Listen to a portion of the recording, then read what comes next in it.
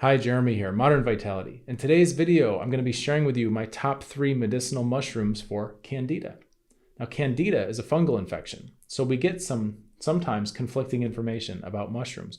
I've had patients in the past who say, oh, I can't have any mushrooms. And then when I ask, I say, okay, well, do you have an allergy, right? Because obviously if you're allergic to mushrooms, then you should avoid those, right? But if not, why not? Oh, I can't have any mushrooms because I have Candida. And I saw this practitioner, like a naturopath or some other functional medicine or some alternative practitioner or whatever. And they said, oh, you can't have mushrooms because you have a fungal problem with Candida. So you don't want to add more fungus to your body. Okay, I'm here to tell you that is false. That is not good advice. That's one of the top misconceptions with Candida and with mushrooms that I see actually fairly commonly. So that's why I'm making a video where I'm ripping that apart a little bit. And one of the reasons is because not all fungi are the same, okay, of course. And number two is that sometimes when you look at your body like an ecosystem, you can actually see that one species is starting to get out of hand, dominating. For example, if you look at an ecosystem where there's no predators and you've just got deer that are just breeding and they're just, there's nothing to keep their numbers in check, right? They will eventually eat all of the grass and they'll cause erosion. They'll start to ruin the landscape. So you need to have balance in your ecosystem. If you have Candida, you've got one type of fungal overgrowth coming in, but that means you actually do need to add more of diversity, different types of fungi to outcompete, right? That's the type of thinking. And what we actually find is a lot of times with medicinal mushrooms, especially some of the ones we'll talk about today, there are really interesting mechanisms that they activate in your body that makes you better at maintaining more of a balance.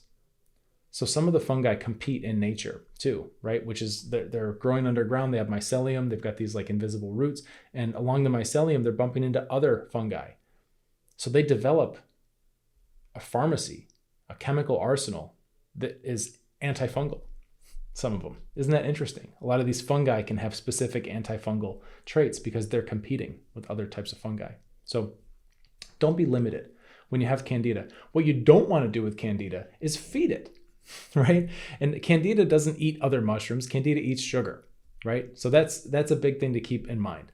So when you're dealing with Candida, it's not fun. You can have lots of symptoms. It can be very stubborn, hard to clear up. Typically, it doesn't come by itself anyway. It's usually part of a larger picture where there's other problems going on, like maybe there's leaky gut or fibromyalgia or chronic fatigue or something like that. There's a ton of stuff usually bundled in. Oftentimes mold illness too. You can get Candida coming in. Lyme too. You get that overlap there. So it's not usually just one thing. And that's my little qualifier here. I'm going to share some of my 3 favorite medicinal mushrooms for Candida, but that doesn't mean that any one of these is the silver bullet. These you can use as part of a balanced treatment strategy for yourself. And you want to understand how to systematically move through your entire body, system by system, so that you can get very thorough and you can have results that last. So I'm going to share with you the mushrooms under the caveat that afterwards I'm going to also talk to you about structuring this stuff so that you know how to use these things and any other therapy so you can get longer term results. All right, let's get started.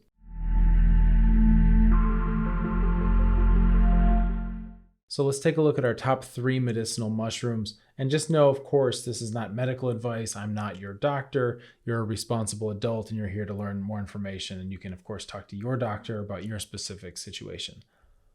So our first one is Fu Ling. This is a Chinese herb, this mushroom, and it's one not a lot of people in the West have heard of. But the other name for Fu Ling is Poria or Poria cocos. And it looks like this kind of ball of fungus, and it grows down at the base of pine trees. And inside it's all white.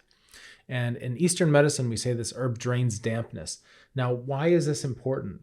With any kind of inflammatory, complex chronic condition, there tends to be a problem with the fluid metabolism, meaning we don't move fluids around as well as we used to in our bodies. So the consequences of that are that the cells themselves are typically dry because they're not getting the fluids they need, and then the intercellular space starts to become more wet and soggy.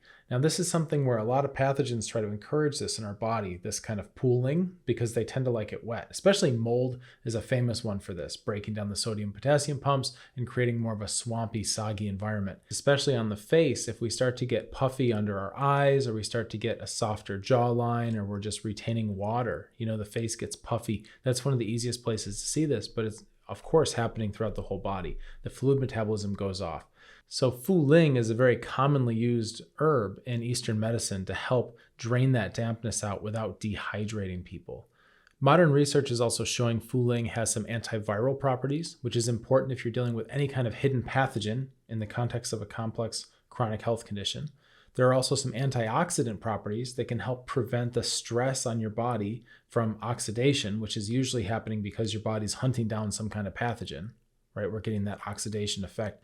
And we can use this medicinal mushroom to clean up some of that damage. There are also hints of anti-cancer potential. Does this mean that this is the cure for cancer? No, absolutely not. I'm not making that claim or suggesting that. But there are some studies which are showing that it has some decent effects, especially if you use it in combination with other therapies.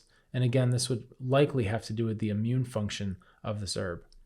It also has anti-inflammatory properties, which is good, especially if you've been smoldering for a long time with a complex chronic health condition. And we have blood sugar regulation. Why is that important? Well, blood sugar regulation is important for a lot of reasons. One of them that I'll offer here is that when we have pathogens, especially a fungal infection, especially that, but other pathogens too, like bacteria, they eat blood sugar. Right? That's what their fuel is. So anything we can do to regulate the blood sugar will help to keep them from gorging and getting out of control. It's very important to understand this. A lot of antifungal type herbs also tend to regulate blood sugar. And then we also have its use as a traditional beauty tonic. So this is one of these secrets that ladies have for glowing skin, right? They're using fu ling. And that makes sense because it's helping to shuttle the fluids around and not having these dry places and these puffy places, and instead having more nurtured cells. You would think that would only contribute to something we would consider superficial like beauty, but hey, who doesn't like to look good and feel good, right? Here's some research on fu ling. Biological activities and potential health benefits of polysaccharides from Poria cocos. That's fu ling. And we have a bit of history here, and then we have a summary: anti-cancer, anti-inflammatory, antioxidant, and antiviral. It's very important. They're showing there's some potential for further development for cancer as an adjuvant therapy. It's got immunomodulatory and antiviral effects. This herb is an underrated and not well-known powerhouse, especially when we're in like stage 1, 2, and 3. Here's a paper on the anti-hyperglycemic properties, which means it regulates blood sugar of crude extract from Poria cocos. That's the fu ling, right? Blood sugar regulation, very important. Here's another one on the anti-inflammatory effects of this extract from the Poria fungus. Here's another one. Fu ling, a Chinese herbal drug, modulates cytokine secretion by human peripheral blood monocytes. This is showing the effects on the immune system. This herb is an underrated powerhouse. Fu ling usually comes in powder and in pills, and most often it's in formulas. So you can get the single herb fu ling in a powder form. Some places will encapsulate it, but usually, traditionally, you use this mushroom within the context of a larger formula of Chinese herbs that are set up to balance everything out, because we're not trying to do one thing to just grab a silver bullet, right? We have these formulas that work together in synergy. So traditionally, you wouldn't really see fu ling used by itself all that often, although sometimes it does happen. All right, our next one is turkey tail. So turkey tail has been shown to increase immune system function. Now, is this a bad thing? What if I have an autoimmune condition? Well, it seems to be that turkey tail creates a bit more immune specificity, which can be good. It's also antiviral, has some antiviral properties, which is helpful if you have a lingering virus, right, or viruses. And it's been shown to have some anti-tumor properties. In fact, turkey tail is becoming quite a powerhouse, especially in Japan and in China, where they've isolated some of the extracts from this, and they're using it in conjunction with chemotherapy and other types of cancer treatments, and they're getting really, really promising results.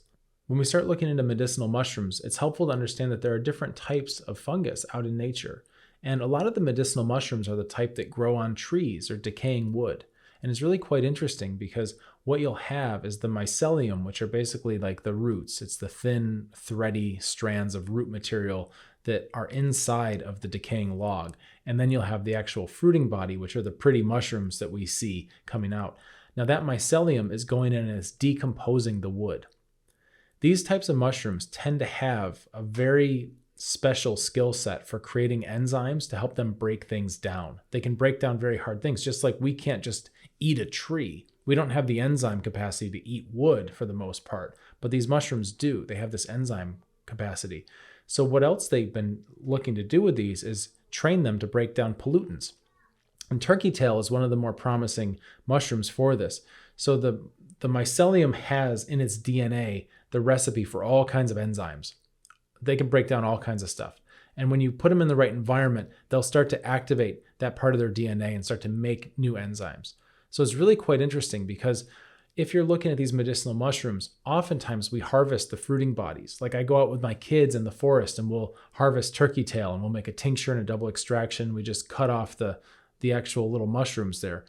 But another way to look at this, and something you may consider pursuing, is to try to find a company that will provide the mycelium, because the mycelium is stronger with that enzymatic breakdown, if that's something you feel like you need.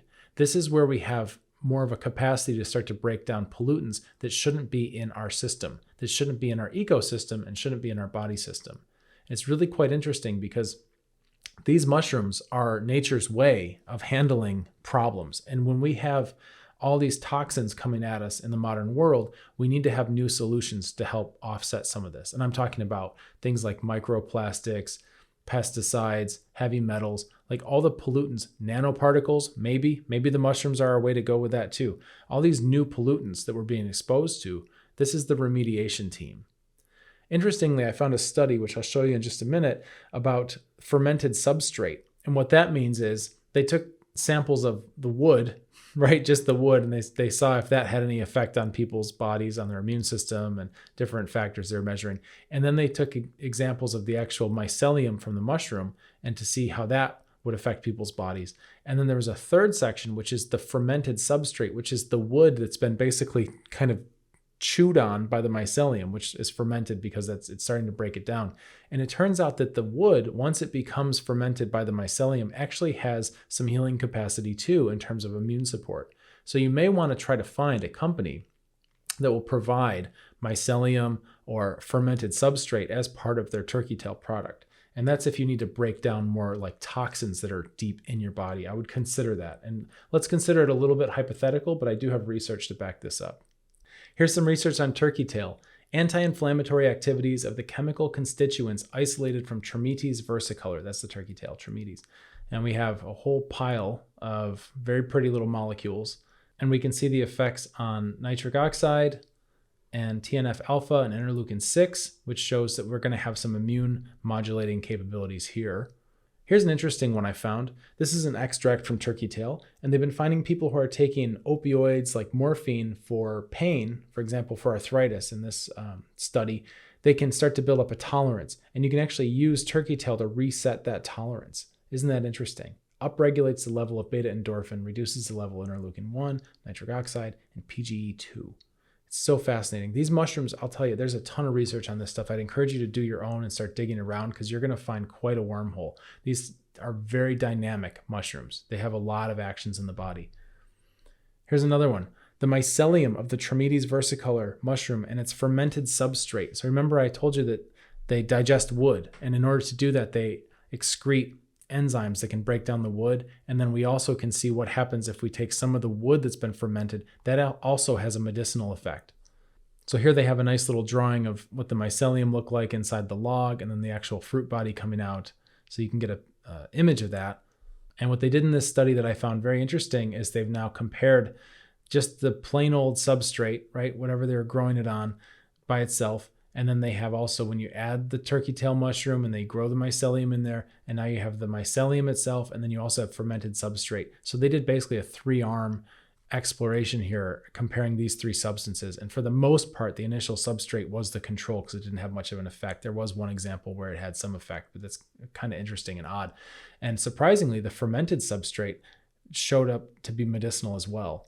We can see increased production of pro-inflammatory immune activating cytokines, and we can see increased antiviral cytokine production, and we can see increased anti-inflammatory cytokine production. So you can see this balanced toning of the immune system. And this is all from the mycelium and the fermented substrate from turkey tail. Very interesting. And then following that thread, we have another paper here, Influence of Treatment Conditions on the Oxidation of Micropollutants by Trametes versicolor. So we see turkey tail here being put to work to break down organic compounds, basically pollutants, pharmaceuticals, biocides, all this stuff that gets stuck in our wastewater treatment plants. Okay, this is what they're studying here. This is more of an environmental study. So we need to understand that what's going to make this work in the environment are the enzymes coming off of this fungus.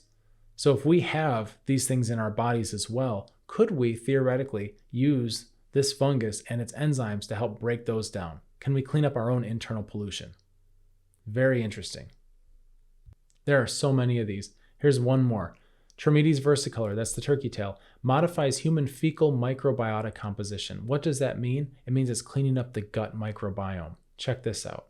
When you take turkey tail mushroom, you are changing your levels of gut bacteria. So we have elevated lactobacillus, right? Elevated bifidobacterium, reduced Clostridium, Staphylococcus, Enterococcus. This is so important. You're taking the bacteria that tend to go wild and cause dysbiosis, and they're getting capped down, and the bacteria that are friendly and will help us be healthier are getting higher and higher in concentration. You can use turkey tail as one way to start to rebalance your gut microbiome. Isn't that cool? We're looking at like a stage 2 approach here. Stage 1 for some of the immune function, stage 2 for the rebuilding of the gut. This is a wonderful mushroom.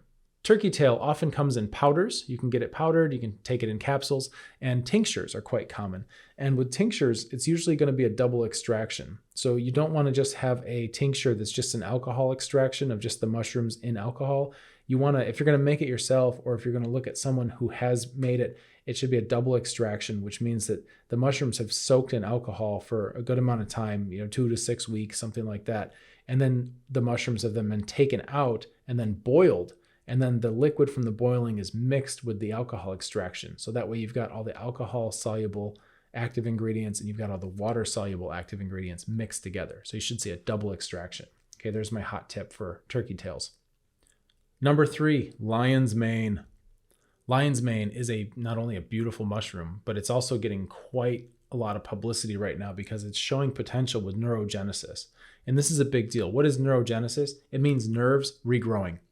Okay, this is a huge deal because for the longest time in Western medicine, conventional medicine, we thought once a nerve had damage or died, it was done and gone and you could only decline and degenerate. And since our nerves are so important for all of our functions, losing nerve ability means that your life is going to get severely impaired. Now, why is this important for complex chronic health conditions? Well, as you may know, nerve damage is oftentimes part of the prolonged condition. When we have all this inflammation going on, eventually it gets to the nerves. Or if we have pathogens coming in, eventually they're trying to get to the nerves. So we need to make sure that we protect our nerves because that's the communication. That's the wiring. You've got to think of your body as an integrated whole, and it needs a healthy nervous system so that your brain can communicate to your toes and your heart and your gut and your eyes, your fingertips. Everything has to be connected. And the nerves are the wires that help us do that. So we want to keep our nerves strong. So we have nerve growth factor, we have brain-derived neurotropic factor. Those are the NGF and BDNF. And what we're finding with lion's mane is that it's very active in terms of promoting nerve growth factor, which means your peripheral nerves. So if you got an injury or you had neuropathy, which is very common with complex chronic health conditions, then this would be one possible avenue to help start feeding these nerves so they can start to regrow.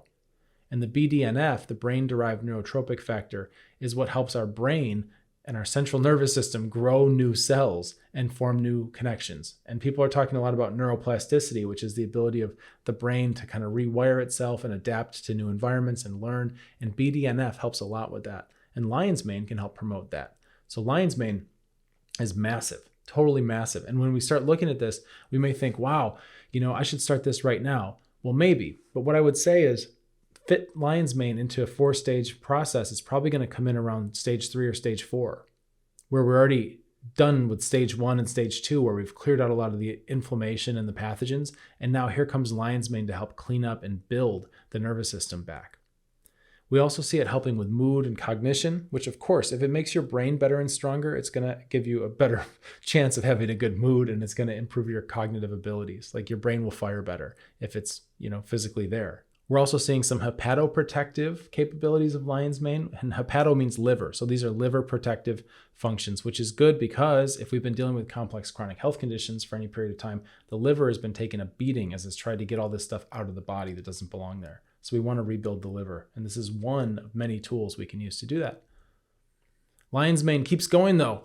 It's got antioxidant properties. It's got anti-aging properties, and that's a function of the antioxidant properties. It's also been shown to be quite gastroprotective, meaning the stomach, the intestines, it can help to regenerate some of the lining there and help keep our digestive system safe and strong. So maybe you could use this a bit in stage 2 if you're working on your digestive system, but I would really start to pump it up around stage 3, stage 4 when we're in the rebuild phase. Let's take a look now at some of the research on lion's mane. Look at this.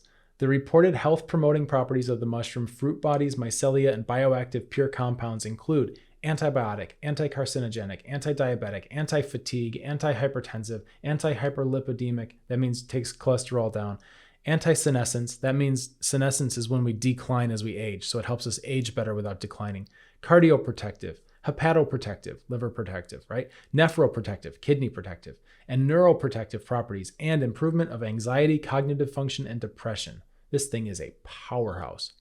Here's another one. Neurotrophic properties of the lion's mane medicinal mushroom. So this is showing some of the factors in terms of nerve growth factor, right? NGF, and how that can help with peripheral nerve regeneration. Here's another one. Here we go. Over the past decade, it has been demonstrated to have various promising bioactivities. We have anti-tumor, immunomodulation, anti-gastric ulcer, neuroprotection, neuroregeneration, antioxidation, hepatoprotection, anti-hyperlipidemia, anti-hyperglycemia, there's blood sugar regulation again, anti-fatigue, anti-aging. Here's a study where they used alcohol to tear up the stomach lining of rats and give them ulcers, and then they used lion's mane mushroom to help regenerate that stomach lining from alcohol damage. Lion's mane can come in tinctures, it can come in powders, and it can come as a culinary. This is the only mushroom on the list that we've done today that really does well when you just saute it in butter and garlic, and it's just delicious. I love cooking lion's mane. You can get grow kits, you can grow your own, and then you can involve your family. Like my kids love harvesting mushrooms, and we cut them up, and it's a really tasty mushroom. It's a lot of times compared to lobster or crab meat. It has that same type of consistency, and you can cook it. I will say, however, that I do think from my own personal experience that you'll get a stronger medicinal effect from an extract that's concentrated, like a tincture or like a powder. And the culinary obviously has some good properties, but if you want to go medicinal, you're going to want to have something that's easy to take. You can take it every day without having to like prepare it and cook it and all that. I think tinctures and powders are going to be the way to go with that. So these mushrooms are phenomenal, especially when used at the right time on a healing process. And what do I mean by right time? Well, the first thing, okay, that we always look at is the immune system. And the reason why is because, well, I'm going to tell you, the body has basically an order that it likes to be interacted with. Nobody's talking about this. It comes from very, very old Eastern medicine. It's not even what I learned in acupuncture school when I graduated back in 2009. They weren't talking about this stuff. However, it's way older than that. It's just, you got to find the lineages and you got to find the people, which I did, who understand this stuff. The body has an order. There are so many therapies that seem like a good idea for your condition. However, if you just throw everything at it, you're doing the shotgun approach. It's a mess. It's not scientific, right? You can't tell what's doing what. You wind up taking a bunch of stuff. It's not an easy process. But the best thing to do is to start organizing all of your strategies and go, okay, this is more of an immune strategy. This is more of a digestive strategy, right? All these over here, these are more for stress relief, neuroadrenal. These over here, this is more blood circulation. These over here, this is more boosting and supplementing deficiencies. This is more hormonal. You can start to make buckets, okay? And then you line your buckets up. And we're going to talk about the first 4 today because that's where most people get the most benefits. In fact, most people go through the first 3 and they get the most benefits. So stage 1, immune system. Anything you have that's working on your immune system goes in that bucket. That's where we start. You want to have a very clear strategy here, and you want to be able to do things in an order that makes sense. So start with your immune system because that's going to help get rid of a lot of the big problems, including hidden pathogens, including non-specific immune function where you're just like smoldering and inflamed. It's going to help with biofilm breakdown. It's going to help with lymphatic flow. You're basically getting these things out of your body that don't belong there so that you can start to heal. You want to get the inflammation down. Okay, this is really important. Next is digestion, right? Digestive system. So some things are aimed more at digestion, which you want to have a healthy digestive system, okay? Because that way you can start to not only digest your food better and get more energy out of that and more nutrition, but also your digestion and your immune system are intimately connected. Your digestion is where most of your immune system lives anyway. This is really cool. We're finding this out now through modern science, but it's, validating things that we've known in Eastern medicine for 3,000, 5,000, something thousand years. Okay. Very important. We also have gut dysbiosis, which means the balance of the little creatures that live in your intestines needs to be restored. So there can be some things that are growing and getting out of hand. There can be some things that should be there that aren't, due to a variety of factors, including what we eat, but also what we're exposed to. All the toxins, chemicals, pesticides, all this stuff, mycotoxins, right? There's a lot of things going on. Other meds, antibiotic use. There's a lot of stuff we can attribute to this imbalance in the guts. So you want to start to restore that. That's the next step.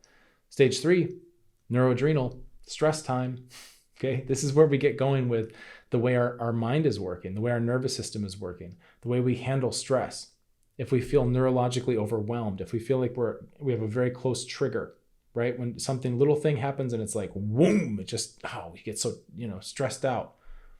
We want to start to increase that threshold. This is where a lot of different therapies can be useful. There are herbs, there are supplements, there's breath work, like breathing practices, there's all kinds of stuff. And this is where those live. One of the mistakes I see happen a lot of times is people try to start there.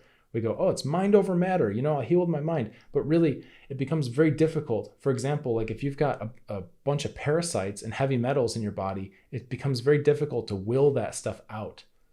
Whereas you could just go after your immune system first and get that cleaned up. And now you have a stronger base to stand on when you start to work on your own personal growth and spiritual practices and the way you show up in the world and the way you handle and metabolize stress. Okay, you set yourself up for success if you do things in the right order. This is also when we tend to get the sleep cycle dialed in better, right? Get that circadian rhythm going. It's lovely. Okay, we get back in touch with nature and how we evolved. The fourth one, blood circulation. This is where we start to move blood. This is where we start to really feed the cells and the tissue so they can grow, right? They can repair. This is where exercise tends to come in. This is one of the kind of mistakes I see people make too, is they try to start here. They start at stage 4, blood circulation, by starting some kind of exercise regimen when they have a complex chronic inflammatory condition and fatigue and exhaustion, and there's no energy to be had. And we think, oh, I better push through, right? I better push through it because exercise is good for me and maybe I just need to just break through. And what happens instead, because there's still inflammation that's just rampant in the immune system, most likely due to hidden pathogens or some other thing setting off the immune system, okay? What you do when you exercise is you're just recirculating all that inflamed blood. And then you get PEMS, post-exertional malaise syndrome, where you're knocked out for like a week, just suffering, like with this hangover from exercise. This is what happens with skipping steps. But if we do it right, if we get that stuff cleared out in the first place, by the time you get to stage 4, all of a sudden taking a walk or doing exercise or playing pickleball or whatever you're into, right? Kayaking, whatever it is, now is not going to be such a threat to your body because you're not circulating around a bunch of inflamed blood. This is really important to have this distinction. I've seen so many people who get so burned out because they try and fail, but you're trying things in the wrong order, which is why it's failing. There's nothing wrong with you specifically. There's no reason you can't exercise. You just can't exercise yet. It's not time yet. We have to get the rest of your system ready.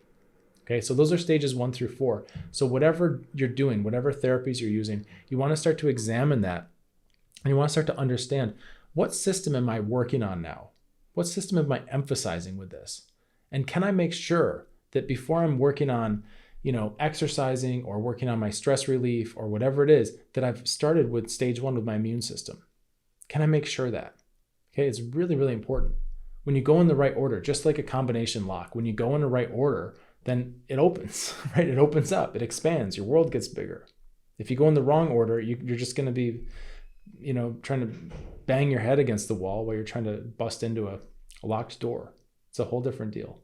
Most people think that unlocking healing is like finding the right key for the lock. And that's a misconception because it's not a key lock, it's a combination lock. All right, looking for a key means grabbing for a silver bullet and just hoping and praying that the latest supplement or whatever is going to just solve everything. There is no key. It's a combination. And the combination has to be the right stuff in the right order. Okay, those are the 2 caveats. This is just how it works. This is what I found. This is like the best way possible that I know to get somebody from feeling sick, shrinking world, not really happy about life, not much of a future, right? Frustrated, overwhelmed, exhausted, burned out, to working through the stages, and then going, hey, I've been back to life again. I'm having sex again. I'm doing things. I'm showing up for my family. I'm throwing a party for my grandson or whatever. I'm traveling for a wedding. I'm in Europe walking along on cobblestone streets and I'm not getting tired. I'm in New Zealand hiking mountains and going down beaches when I used to have fibromyalgia and be afraid to leave a 2-mile radius of my house because I was going to be exhausted. Right? These are how you get those changes. It doesn't just happen magically. You've got to have the right combination, which anybody can learn. That's part of my job as I see it. If you're struggling with a complex chronic health condition, you might consider not struggling alone. I've built an amazing community. We've got our own chat group. We're off of the big tech things. It's just our own private chat where you can come in and you can meet other people who are lovely and positive and vibrant and supportive. Really fantastic people from all over the world that are on various stages of their healing journey. They're working the stages, right? Immune, digestive, neuroadrenal, blood circulation. They're in their process. I'm in there every day. It's free to join. You can come on in. You can ask me anything. You can meet some other people. You can be inspired. You can ask them things. What's working for you? Here's where I am. Introduce yourself. Even if you're shy, even if you're an introvert, it's a fantastic community. There's plenty, you're going to be in good company with introverts there. There's plenty of introverts, right? We're very respectful. We're very kind. We're careful with each other's energy, right? We have very good boundaries in there. So we have a chat group. There's also a vault where I've got interactive videos where you can start to really get yourself a plan so you can know what you're doing. What's your next practical step towards getting your life back? And again, you can ask me anything in there. It's fantastic. That's where I'm answering questions. I'm not in the comments section of YouTube. I'm having deep conversations and actual connection in my own group. So I'd encourage you, right? If you'd like to join that, there's an application. You're a detective, you'll find it. It's near this video somewhere. And you can get your application sent in. And when I take a look, if you look like a good fit for our group, for what we're doing, I'll let you know. And I keep the group pretty cozy. We keep it like to 1 to 200 people is about the max. That way I know who's in there. And when I answer your question, it's very specific and I know who I'm talking to. Okay. But what happens with that is that it's capped. So it does fill up. So if I see your application come in and it looks like a good fit, it might be a month, might be 2 months before you get in. I'll try to get you in on the next monthly cohort. I'll do my best because I know that you're excited and you want to get in there. So I try not to make people wait, but just know if it does take a little while, that's why. So that's our group. I would encourage you to join. In the meantime, you might consider subscribing to this channel. That way you can get more health information like this video that helps you instead of just kind of mindlessly scrolling, which we all fall into sometimes, but you could actually train YouTube to show you videos that help you get your life back, right? Isn't that cool? Okay, so let's get you feeling better. Cheers.